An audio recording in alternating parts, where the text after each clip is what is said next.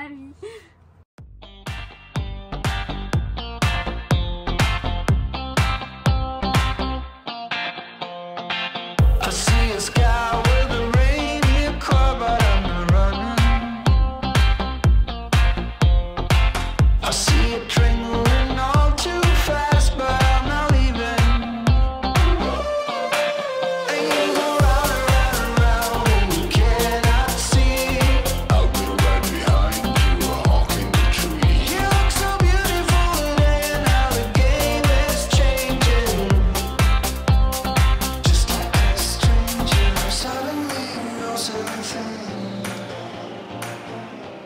Hello tout le monde, bienvenue dans cette nouvelle vidéo. Et nous sommes à Forks.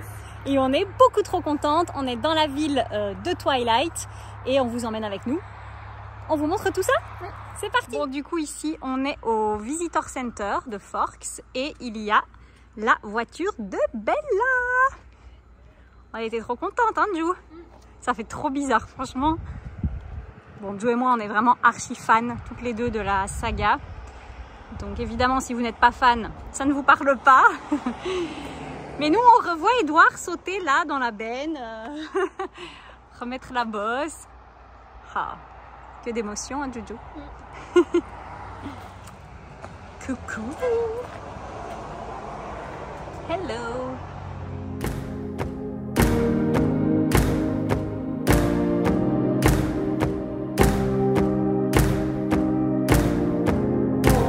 Bon, là on est parti à la place de jeu.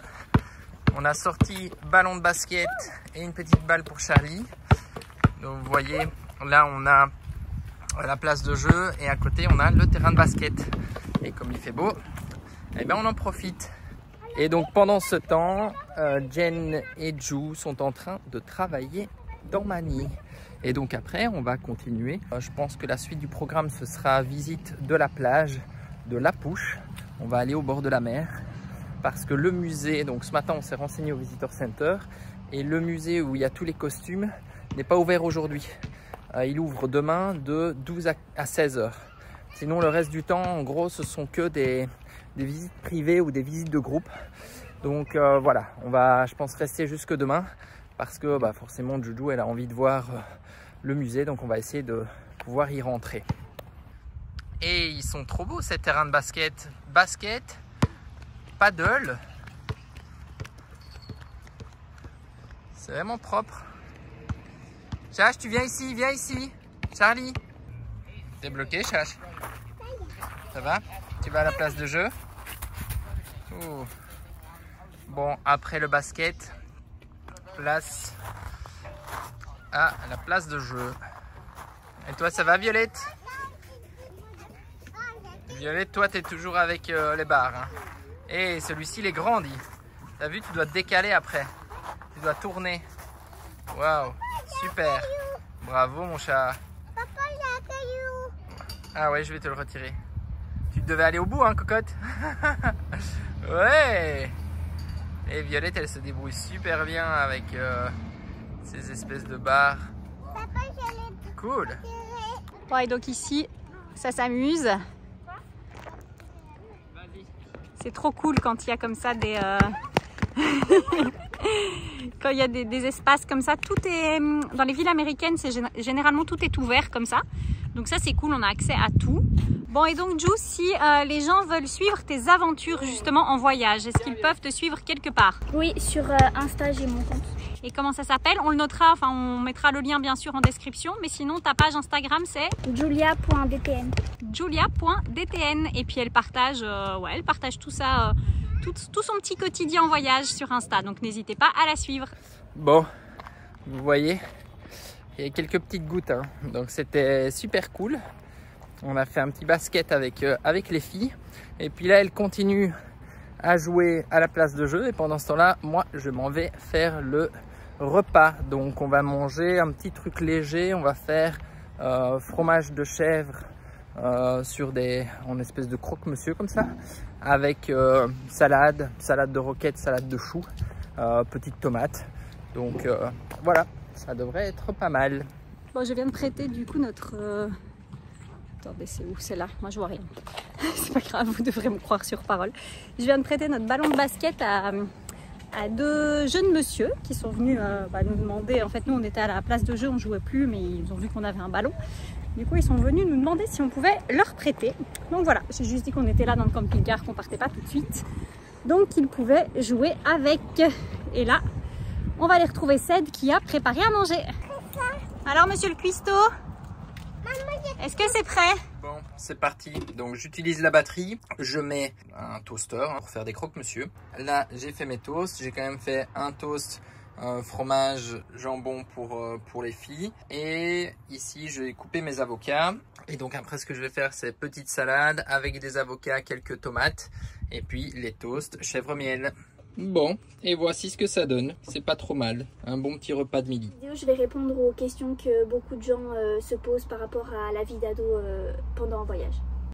Bon, Juju, qu'est-ce que tu fais? Je cherche les adresses des lieux de tournage. De Twilight. Bon, Juju, du coup, je vais te poser quelques questions parce qu'il y a plein de gens qui se posent un petit peu des questions par rapport à la vie d'une adolescente en tour du monde et particulièrement en camping-car. Donc, c'est parti. Comment tu te sens au quotidien? Comment c'est pour toi justement la vie en camping-car en tant qu'adolescente? C'est pas toujours simple d'être tout le temps avec les parents et les sœurs. Mais ça va, et j'ai quand même mon lit. Comme Violette, elle doit à chaque fois attendre qu'on fasse la table ou quoi. Moi, au moins, si j'ai envie, je peux aller mettre dans mon lit, j'ai mon rideau. Mais c'est clair que c'est pas toujours simple d'être tout le temps avec tout le monde. Surtout qu'avant, j'avais ma chambre. Et donc, c'est aussi pour ça, je suppose que de temps en temps, tu restes dans le camping-car pendant que nous, on fait une activité? Oui, même si je reste, par exemple hier je suis restée, c'était juste pour travailler, rien que travailler mais qu'il n'y ait personne, ça fait, c'est déjà bien quoi, ça fait du bien. Et après je regarde en attendant que vous reveniez peut-être 20 minutes une série et puis ça fait du bien quoi d'être toute seule un peu. Ouais, c'est sûr, ça fait du bien d'avoir des moments à soi. Même moi, parfois, j'aimerais bien. Mais je ne peux pas. Je vais faire comme toi, en fait. La prochaine fois que vous faites un truc, moi, je vais dire, je reste dans le camping-car, je travaille. Alors, pour toi, donc là, voilà, tu nous as parlé un petit peu de la partie moins facile, parce qu'effectivement, les gens se posent toujours des questions par rapport à ça, en fait. Et donc, pour toi, quels sont les avantages de vivre de cette manière et d'être en tour du monde avec ta famille et de vivre dans un camping-car?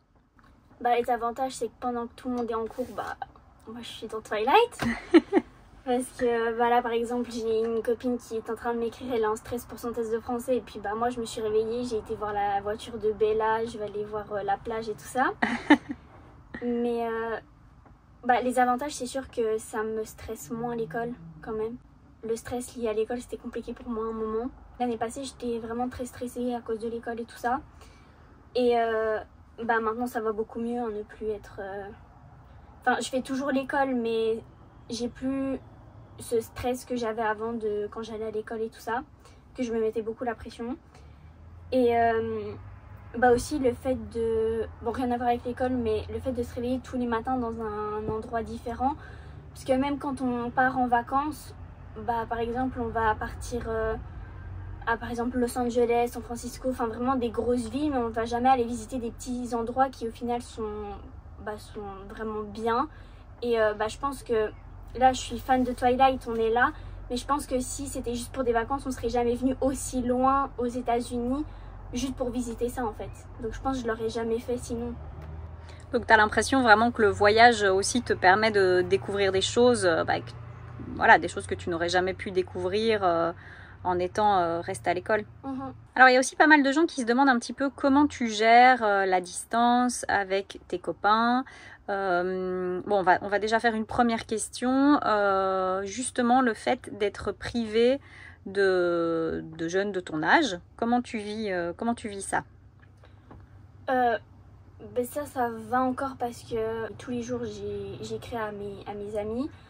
Et on essaye de s'appeler à peu près une fois par semaine. Du coup, ça, c'est compliqué parce que je suis pas là. On n'est pas ensemble, mais ça va, quoi. On s'écrit souvent et tout ça, donc j'ai pas l'impression d'être trop loin non plus, quoi, on va dire. Et donc, c'est la même chose avec ta famille, ton papa, par exemple? Oui, parfois c'est compliqué quand même de s'appeler avec le décalage horaire. Quand je me dis que je veux les appeler, là-bas, en fait, il est déjà plus de 23 h et c'est la semaine et ils se réveillent tôt le lendemain, du coup la plupart dorment déjà. Mais du coup, bah, par exemple, mon père, on s'écrit souvent. Mais les appels, c'est plus compliqué quoi, avec le décalage horaire. Mais vu qu'on peut facilement s'écrire par téléphone, bah ça va quoi. Et est-ce que tu comptes rentrer en Europe pendant ce premier voyage? Enfin, cette première année de voyage? Oui, je prendrai un avion pour retourner en Europe toute seule. Et je resterai, je sais pas encore exactement combien de temps, mais la moitié du temps en Suisse pour être avec mes amis. Et l'autre moitié du temps en Belgique chez mon père. Alors, autre question, des petites choses plus futiles. Est-ce qu'il y a des choses dans la vie au quotidien qui te manquent? Donc que tu avais en Suisse, que tu n'as plus dans le camping-car? Ma salle de bain, parce que du coup je pouvais tous les mercredis et dimanches, je rentrais des cours, je passais 3 heures dans ma salle de bain, à me laver les cheveux, à faire mes soins et tout ça. Et le dimanche je passais ma journée à la salle de bain. Et du coup là c'est compliqué de pouvoir faire ça dans la salle de bain. Sur le bateau tu auras ta propre salle de bain. Ça va être cool. Et aussi quand j'étais en Suisse, je faisais beaucoup de pâtisserie et tout ça. Et là j'en fais beaucoup moins. J'aime toujours faire la pâtisserie, mais dans la cuisine du camping-car c'est un peu plus chiant quoi. Parce que c'est petit, il n'y a pas beaucoup de place et tout ça. Et surtout quand il y a, par exemple, quand il y a tout le monde, bah, ils se mettent à table. Du coup je peux pas utiliser la table alors que le plan de travail il est déjà pas très grand à côté. Donc cuisiner c'est plus compliqué. C'est un truc que j'aime faire, mais je le fais beaucoup moins souvent que quand j'étais en Suisse. Ça aussi dans le bateau ce sera plus facile. Allez, encore une petite question, puis je pense qu'on pourra conclure. La cohabitation avec tes petites sœurs, comment ça se passe? C'est pas toujours simple hein, de tout le temps être avec les filles, mais enfin ça va quoi. C'est pas que c'est une catastrophe, mais c'est sûr que là est tout le temps tous ensemble du matin au soir, alors qu'avant quand j'étais en Suisse, bah, je partais à l'école le matin, donc déjà le matin je voyais personne parce que je partais avant. Et le soir, quand je rentrais, bah, on était tous là et tout ça, mais après c'était le soir. Enfin, on se voyait comme une famille normale, on va dire, mais on se voyait pas autant que maintenant. Et du coup, c'est vrai que parfois c'est plus compliqué parce que bah, on se supporte toute la journée maintenant, mais ça va. Alors moi déjà, je tiens à dire que je trouve que tu es super. Tu gères très bien au niveau de l'école. Ju est vraiment hyper autonome. Franchement, elle est hyper assidue. Il n'y a pas besoin qu'on lui demande pour qu'elle se mette à faire l'école. Elle fait les choses vraiment très bien. Et je la trouve aussi très positive dans le voyage. Elle est toujours partante pour les sorties, pour la découverte. Elle s'occupe très bien de ses petites sœurs. Donc moi, je trouve que tu gères super bien, Ju. Bravo. Je suis très fière de toi. Bon ben voilà, on espère que cette petite mise au point de Ju vous a plu. N'hésitez pas si vous avez d'autres questions à lui poser, hein, tu y répondras avec plaisir, donc vous pouvez les laisser en commentaire. Et puis bon, on continue à vous emmener avec nous dans notre journée ici et dans cette vidéo.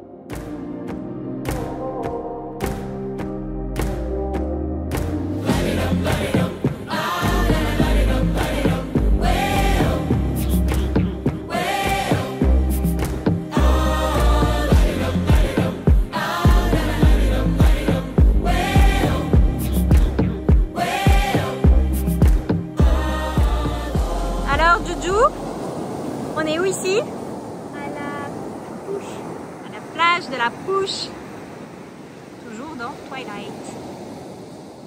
Donc on est dans une réserve pilote ici. C'est vraiment comme dans le film. Vous allez mettre les pieds dans l'eau les filles?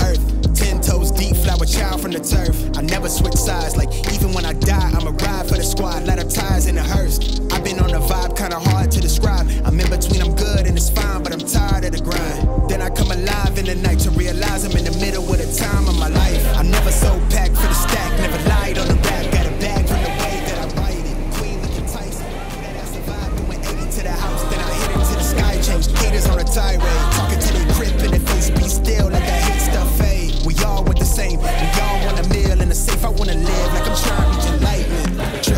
and my lips feel big from the bib. Take a sip till I pass out. Try and get grip, but it don't make sense. Cause you can lose life on this fast route. Yeah, turn thoughts to a cash cow. I might flip that to the glass house. Splendide.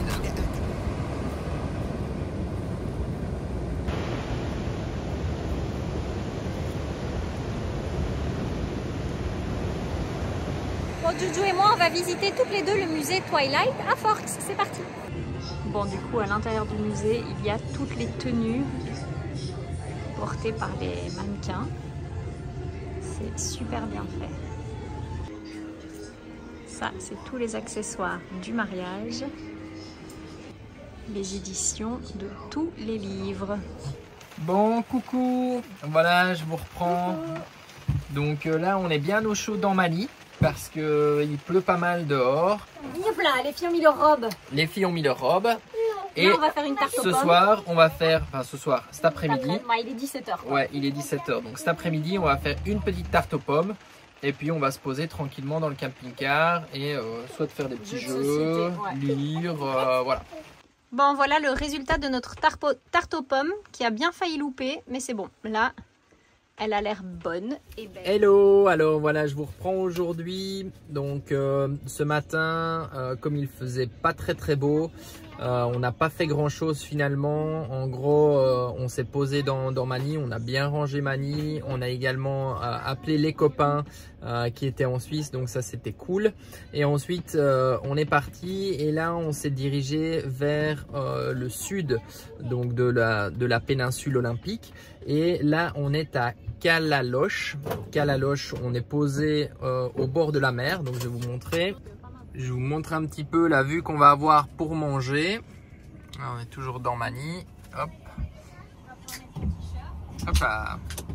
Et en fait, là-bas, il y a un arbre qui est assez sympa à aller voir. Et il s'appelle The Tree of Life. Donc on va après aller se promener au bord de la plage pour aller voir cet arbre. Hier, on a acheté une lasagne dans un restaurant italien. Qui faisait un petit peu traiteur, donc on a vu cette grosse lasagne, donc on espère qu'elle va être bonne. Voilà la lasagne. Honnêtement, je ne sais pas combien elle pèse, mais je crois que ça doit être un truc de 3 kilos. Elle a l'air vraiment excellente. Ça a l'air trop bon. Par contre, c'est très humide, donc c'est un peu galère pour sortir la... Elle est un peu liquide. Le morceau. Bon, franchement, on a à manger pour une semaine. Matin, midi et soir. C'est vrai qu'il faut savoir que nous, on n'est pas des gros mangeurs. Mais bon, là, on est quand même 5. La profondeur du truc, mais elle est vraiment hyper profonde. Non, mais je dis 5 jours, évidemment, j'exagère. Mais en tout cas, ça sent super bon. Donc, ouais, on va se régaler. Bon, finalement, ici, c'est la Drache nationale. Je pensais que ça allait se calmer un petit peu. Mais voilà, donc je serai le seul à aller voir l'arbre. Les filles préfèrent rester dans le camping-car. Donc je vais vite, voilà, je suis pas très loin, je vais vite jusqu'à cet arbre, ce fameux Tree of Life. Et je vais prendre quelques photos, comme ça vous allez pouvoir voir ce que c'est. Bon, la plage est vraiment magnifique.